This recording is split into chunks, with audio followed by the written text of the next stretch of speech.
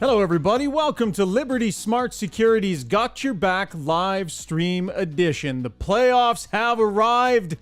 Game one between the Los Angeles Kings and the Edmonton Oilers set to go tonight. Remember, if you want to protect your house, your family, your belongings, Liberty Security is the choice to get the job done. They use the latest technology. They do so with ease. They make it simple.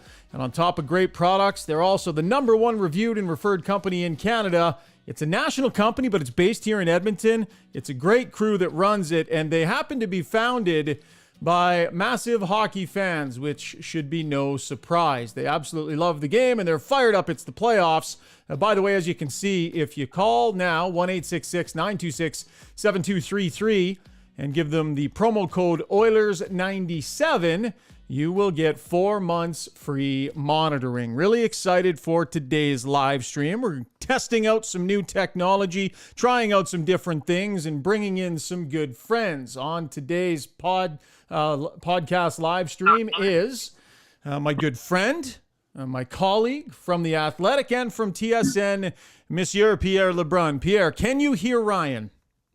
I can absolutely hear the sweet baritone voice of Ryan Rashog. What's up, buddy? All right, I'm glad to hear that. It's funny, buddy. I'm running a lot of this board myself and doing a lot of this stuff myself. So if this gets a little bumpy along the way, have mercy on me. Don't tell dregs. We'll just pretend it didn't happen, and we'll just move on with our lives.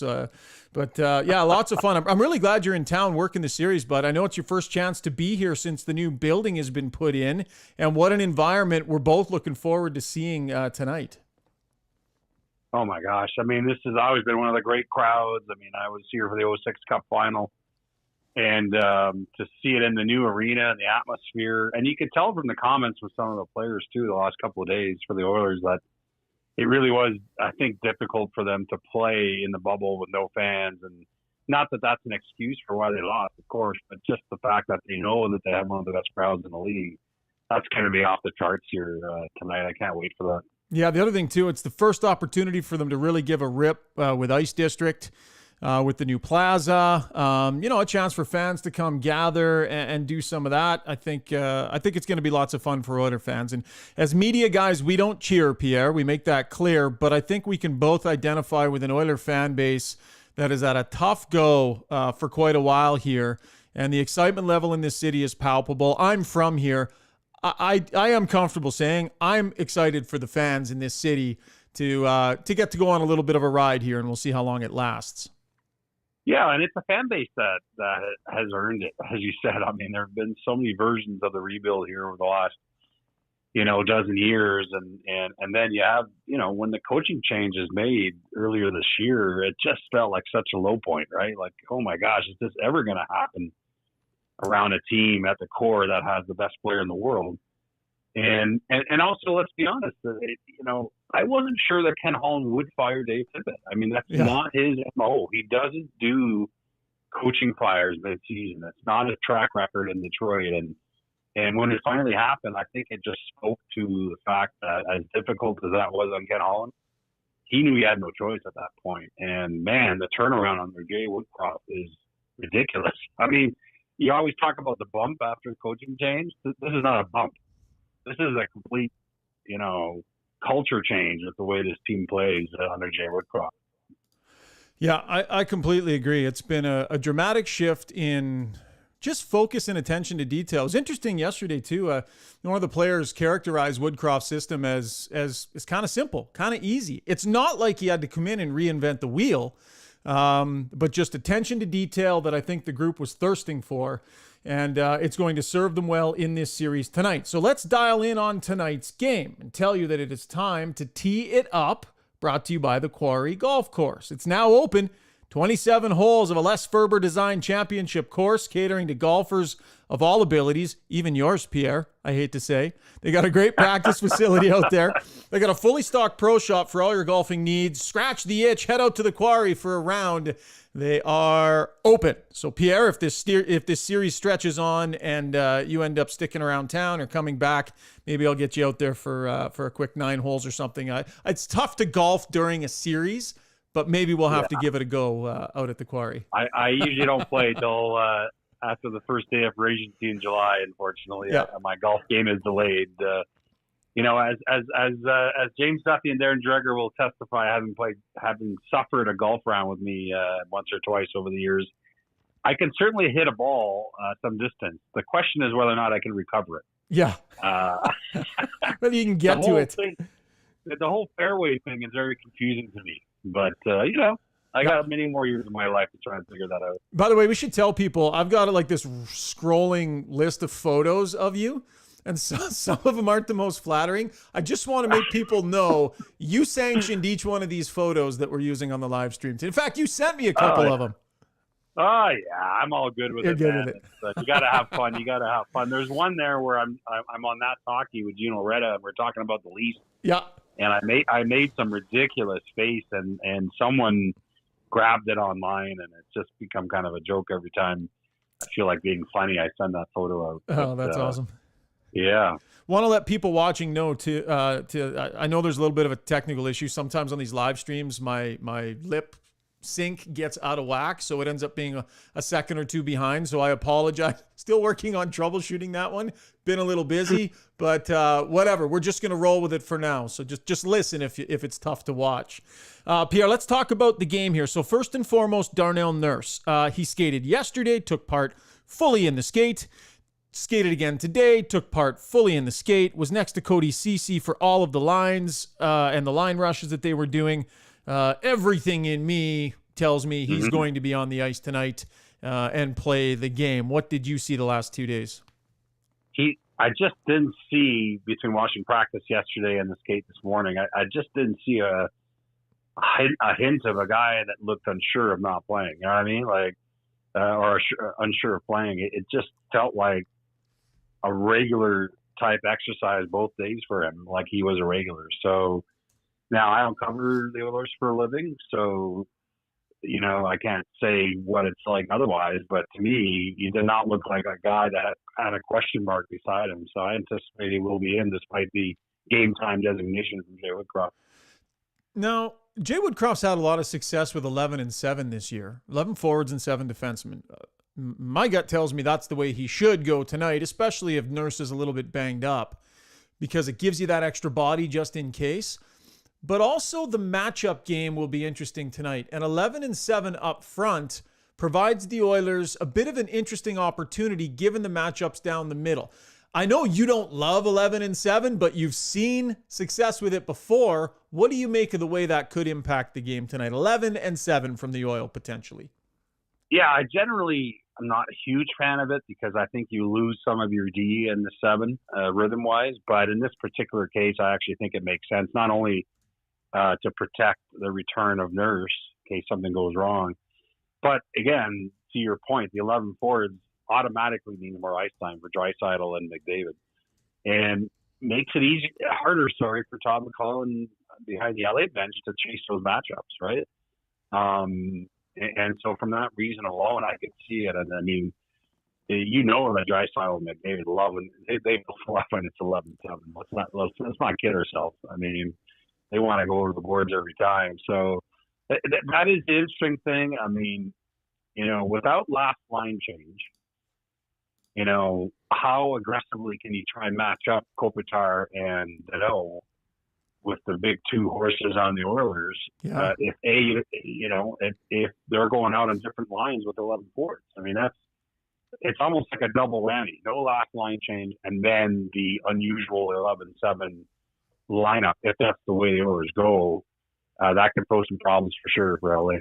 So, history shows when the Oilers have last change, at least the last game that LA was here, when the Oilers have last change, they will try and get McDavid away from Deno, and they'll match him up. They'll take the matchup with Kopitar, and McDavid is dominated in that matchup. The possession numbers, shot attempts, shots for and against, I think are 11-2 or 11-4. Scored a couple of goals against him. It's a good matchup for McDavid against Kopitar. Now, Danault has a history of going up against, the other team's best players and doing a great job against them.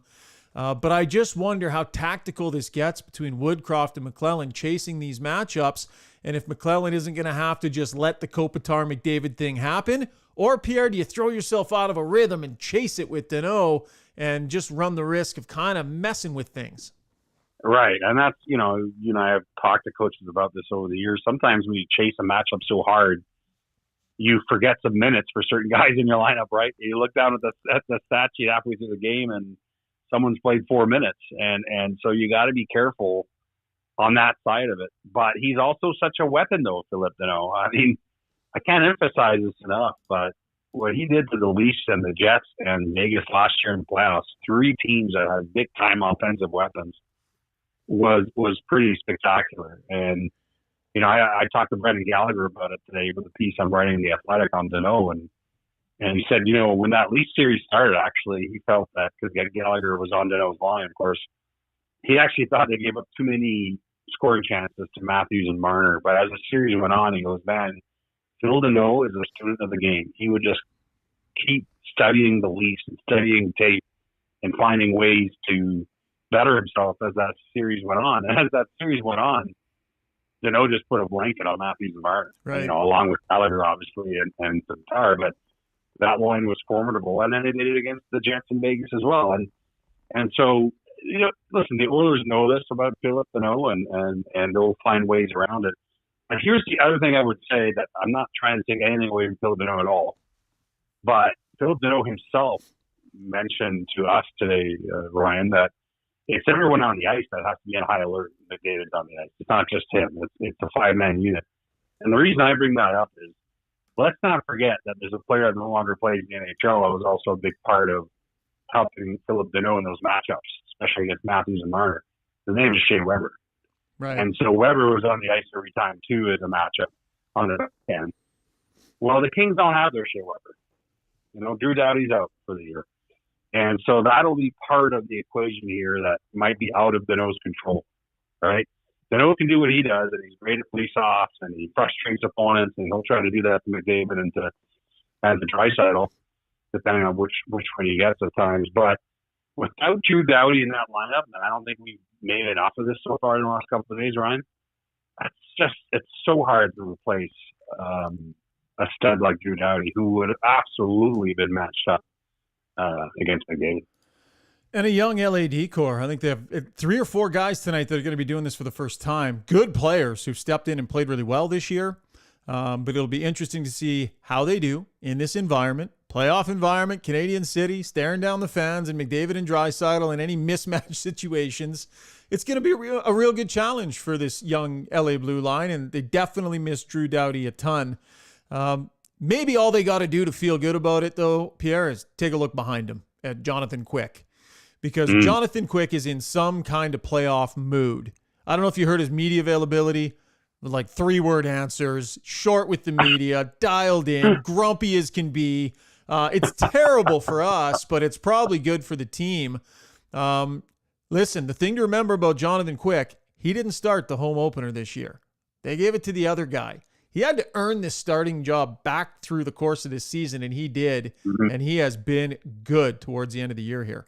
Well, it's a great point by you. I mean, this was supposed to be the season. I mean, the Kings signed Cal Peterson to a $5 million contract that, frankly, raised eyebrows around the league in the goalie market. I mean, they were essentially saying with that contract, this is going to be Cal Peterson's team, right? Yeah.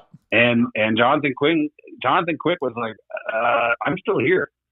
Yeah. Excuse me. and wrestled the job back. And I think it's a healthy relationship. It's not, it's just that, hey, they push each other, and Jonathan Quick has been the best goalie this year for the Kings. And It's funny that's old Jonathan Quick grumpy playoff style that I remember. I did a lot of those Kings games back in 2012 and 2014 when the Kings were always in the thick of it, and I just gave up trying to interview him. I was just like, you know what, there's no point to this. So I just stopped going to scrums and his availability during those cup years.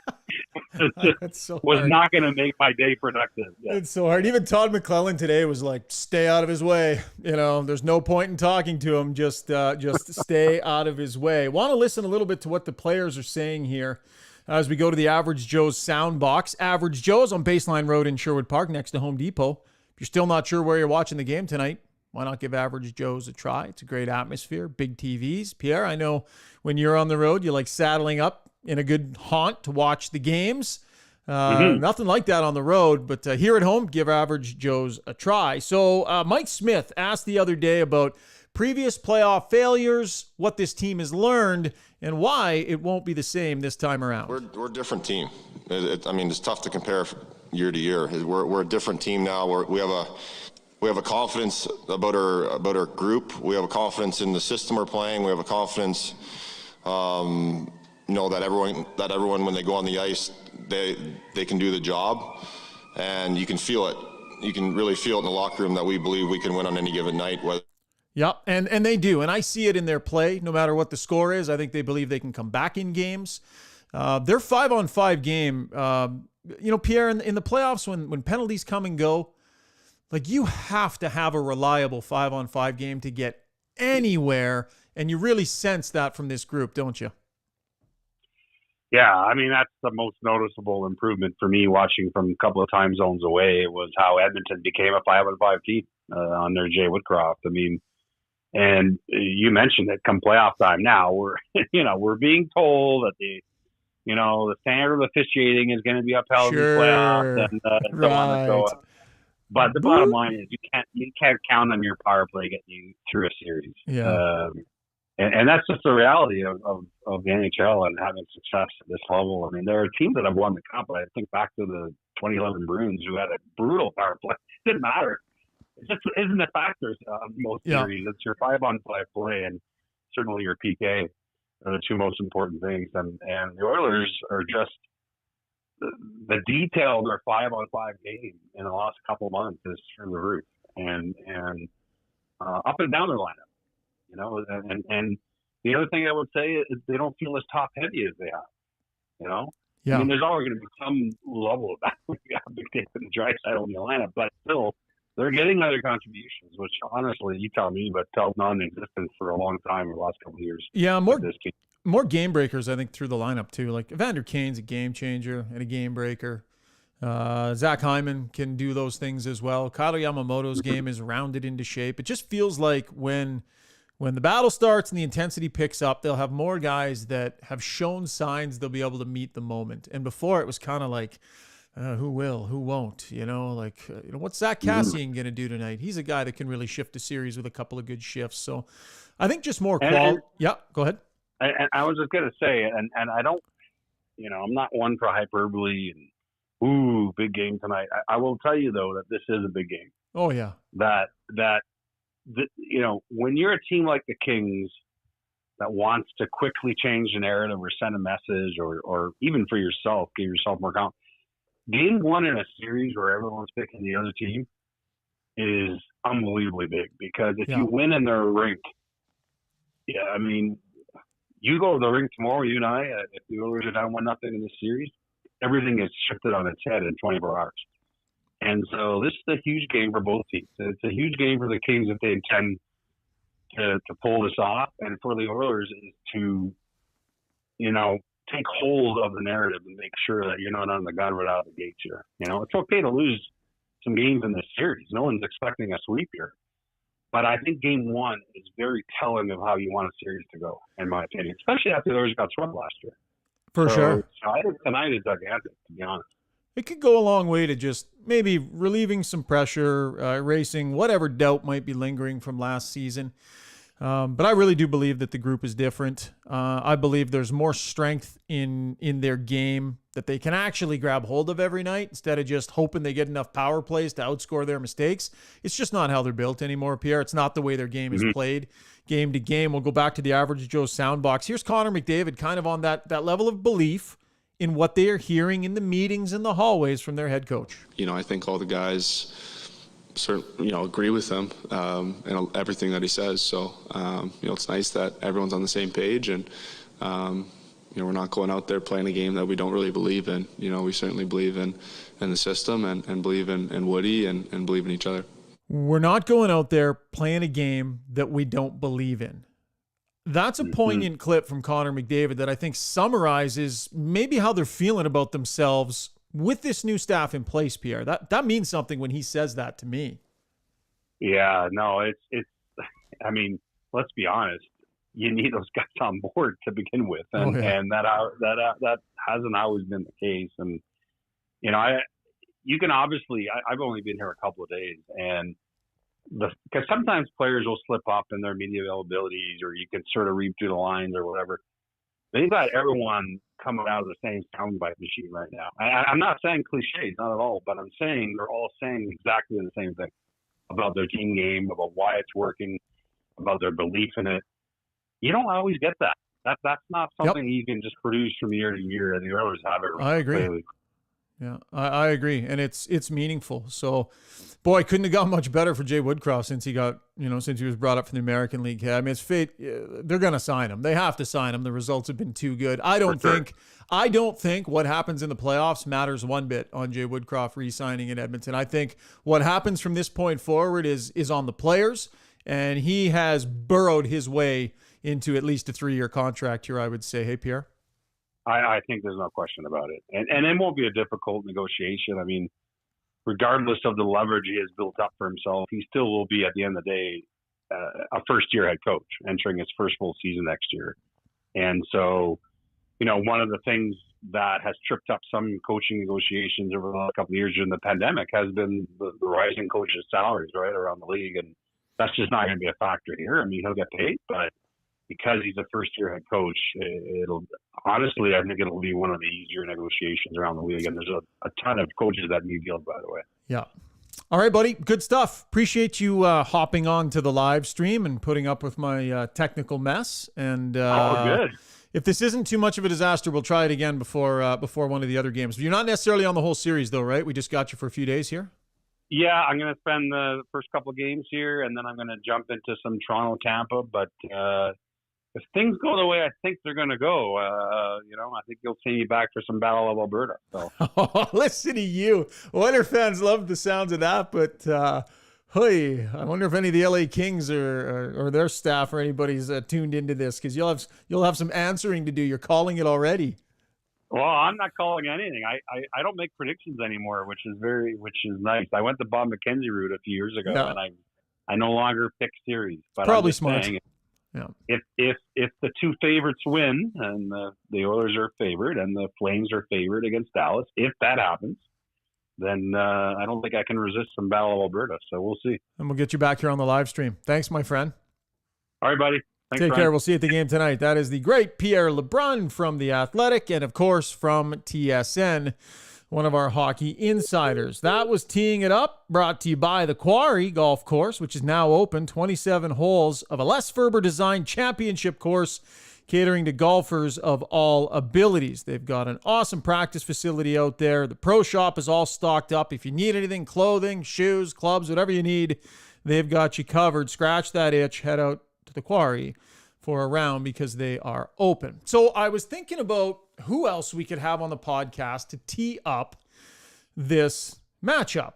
Who would know a thing or two about Edmonton, LA, and a matchup that's all about center icemen, offensive center icemen, defensive center icemen, what it's like to try and execute in the playoffs from both of those roles. And really, there was only one name that popped into my mind that would be the ideal guy in this moment to talk about it, because he's played for both teams. He's put up offensive numbers. He's been a shutdown guy. currently working with the Los Angeles Kings in player development, but also trying his hand at some television. Oiler fans, he was one of your favorites. Took a couple of minutes with me down at the rink today. This is Lebrun Stoll. Well, probably no better guy to break down the matchup, considering the centers and how big a story the centers are in this series than Lebrun Stoll, a guy that knows a thing or two about creating offense while trying to shut people down. How intrigued are you, Stoley, at this matchup between Kopitar and Danault, McDavid, Draisaitl? It's a pretty unique matchup the way it sets up. Yeah, it is. Not many teams have kind of 1A, 1B on both sides of it. So yeah, these guys are special players, all in kind of a little bit different ways. It'd be interesting to see what kind of matchups, who wants to go against who, what the coaches what they want to do. But Todd McClellan's a great coach, and he's coached in the playoffs before, so I'm sure matchups he'll have his work cut out for him here on the road, but he'll figure it out. But it's Kopitar and Draisaitl, two big guys, and Danault and McDavid, maybe that'll be the two matchups. But yeah, really exciting to see this, watch this, and pretty much sure this is the main story anyways, the first big story about it. So Danault last year in the playoffs kind of really played that prototypical shutdown role against Matthews, Connor, Stone. Then this year he kind of added that offense to his game, set a career high in even strength goals.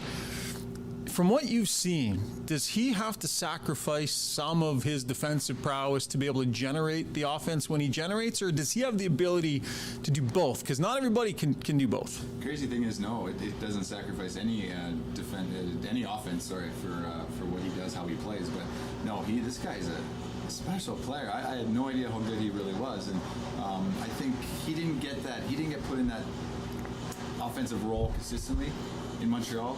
He's more of that shutdown guy, and third line, fourth line guy, but he never played the second line role consistently. And once Moore and Arvidsson and Danault, once they got put together, they just clicked, and the chemistry was there right away. They almost scored on a game-to-game basis. It was amazing how much they produced, and I don't know if we would be in the playoffs here, and I'd be talking to you if it wasn't for that line. He's so smart. We were actually talking about it. I was talking to Greener and Sean O'Donnell about it the other day. I'm like, do you guys remember Philippe Danault having a bad game this whole year, and we couldn't come up with a game? He's just he's always in the right position, defensively, and then he lets those guys do a lot of the work, and then he's responsible for them, and also his goals. I don't remember any of his goals being outside of 15 feet from the net. Right. To be honest, I don't think he has a great shot. He has an okay shot. Doesn't need one. Compared to a lot of these guys now that shoot the puck the way they do, he doesn't have that kind of shot, but he doesn't need it for where he goes. So McDavid on Kopitar. McDavid won that matchup head-to-head pretty handily this year. Do you think that Kopitar has more in him than maybe at times that matchup showed during the regular season? Like, what did you sense from him as the season was winding up? And here in Edmonton, I think the Oilers are going to chase McDavid on Kopitar and get him away from Danault. How do you think Ange will handle that? Well, Andre's a smart player. I think he'll figure out a way here, especially in the playoffs. There's parts during the regular season he plays a lot of minutes. It gets heavy there some months that it's a battle because he plays in every situation. It did help him this year having Danault there for sure, and that's one of the main reasons they got Danault and brought him in is lighten the load on Kopi a little bit. So down the stretch, Kopi I don't think played as much as he usually did down the stretch. So hopefully he has some energy here to chase McDavid around. But the strength thing is I think going to be a factor too. Kopi's 225, and I think personally that he could outmuscle McDavid and lean on him. You gotta be able to be beside him though to lean on him and check him the right way. But that's going to be very interesting. There's a great storyline to follow. Yeah, no question. Will there be 4 Kings defensemen tonight playing their first playoff game? Is that all 4 younger guys going to be? I'm thinking Dursey, Roy, Anderson, and Spence. I think, if that's the way it shakes out. That's the way it shakes out. Yeah. Point is, it's a pretty young blue line. How do you think those guys will hold? Well, we know the playoffs are different than the regular season, and they held it great in the regular season. From the second they came in, their first games, they played their game right away.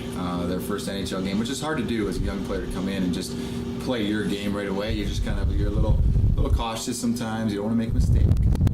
You're either not playing or you're getting sent back down. Yeah. But these guys came in and they played big minutes. Dursey was playing because Drew went out. Dursey was playing within a week. Was playing 24, 25 minutes. Right. Game to game. And Spence came in, same kind of thing. So I don't know. It's going to be interesting. These first 10 minutes, his first period of game one here will be might be a little frenetic, eye opener, and they're going to have to get through that.